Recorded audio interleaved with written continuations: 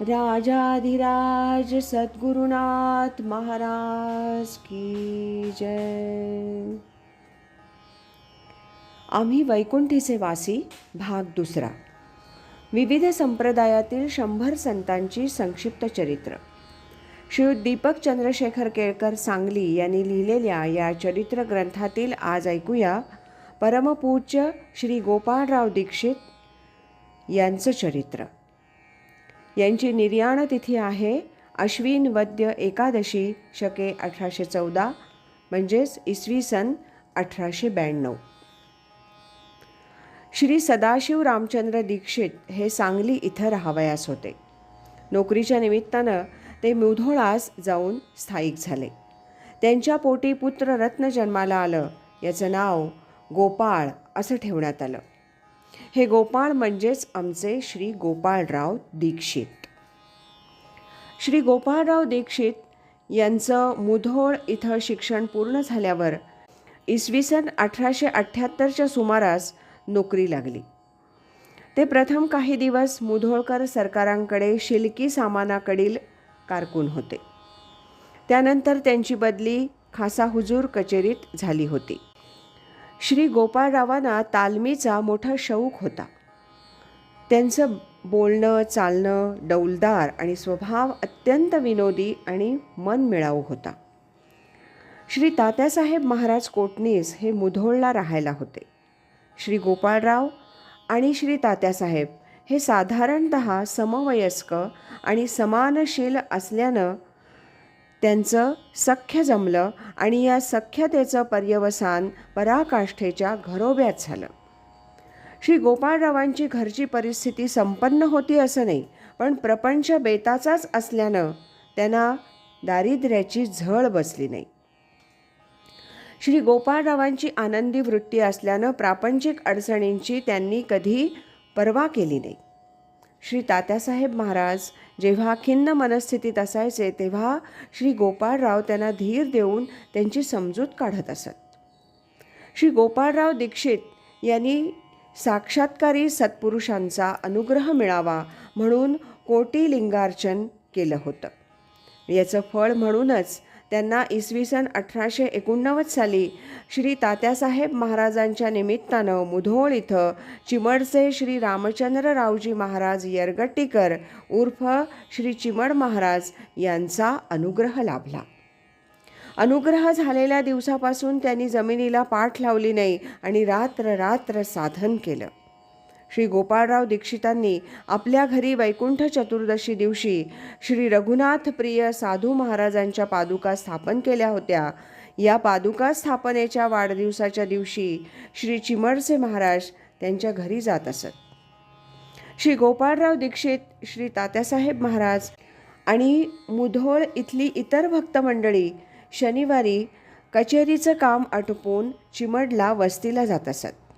अशाच एका शनिवारी या सर्व मंडळींना चिमडला पोहोचण्यास सायंकाळी थोडा उशीर झाला. तोवर श्री चिमडच्या महाराजांचं प्रवचन सुरू झालं होतं. चिमडच्या मठात त्यावेळी दिव्याची, गॅसबत्ती, हरिकेन कंदील इत्यादीची सोय नसल्यानं महाराजांनी एक मेणबत्तीचा तुकडा उजेडासाठी लावला होता.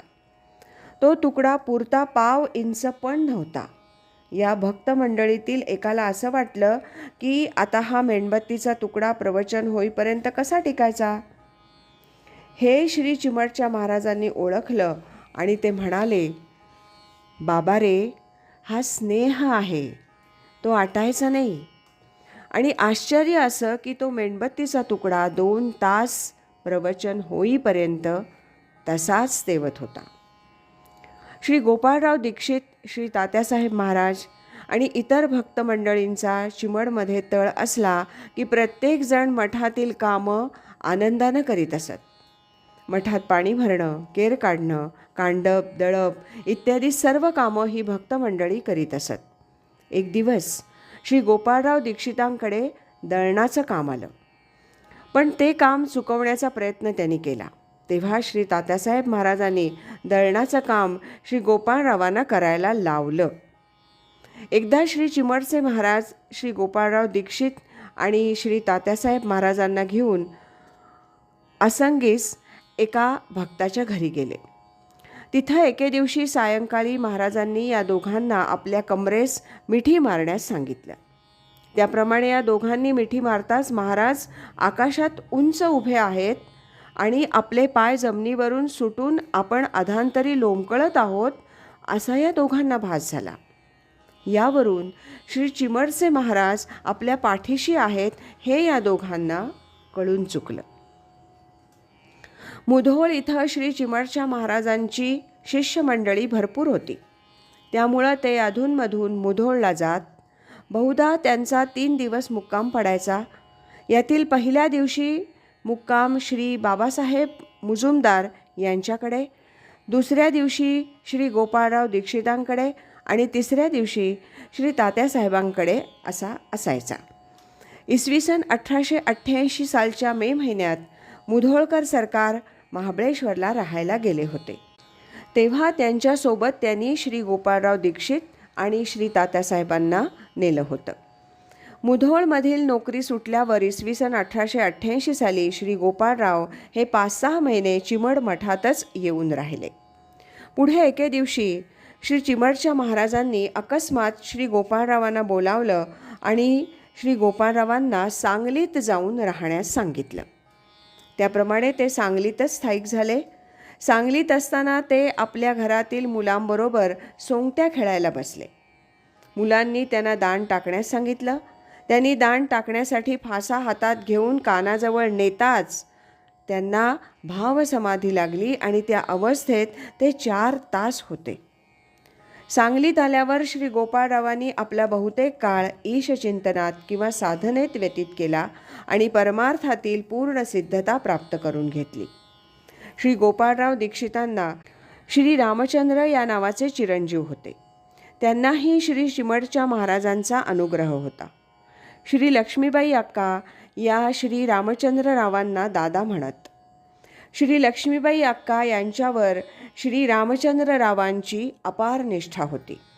श्री लक्ष्मीबाई अक्का चिमड इथं ज्या खोलीत रात्री साधनेस बसत तिथं श्री रामचंद्रराव दीक्षित हे 2 चमचे तेल घालून लहान पंटी लावून ठेवत असत.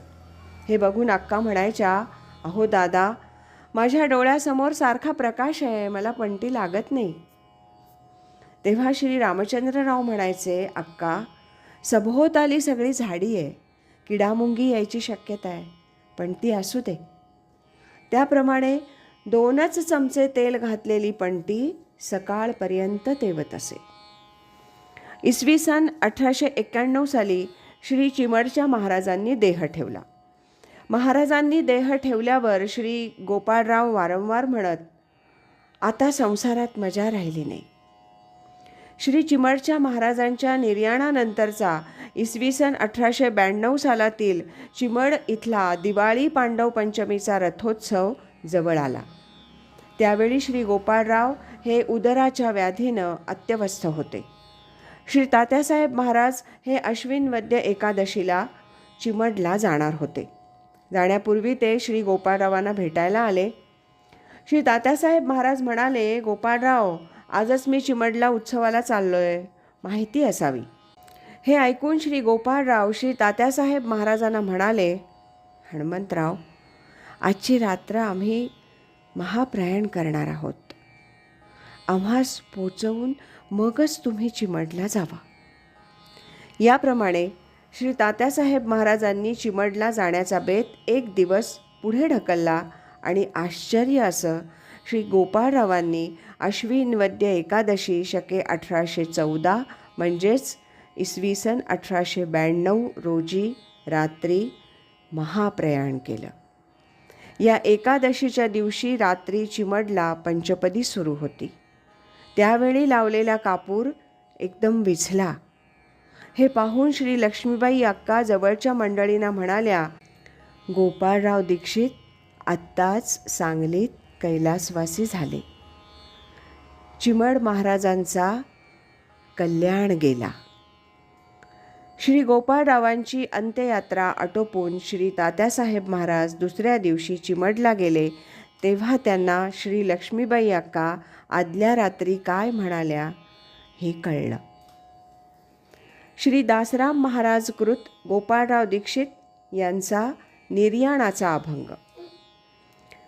शालिवाहन शके 1814 अश्विनवद्यात एकादशी.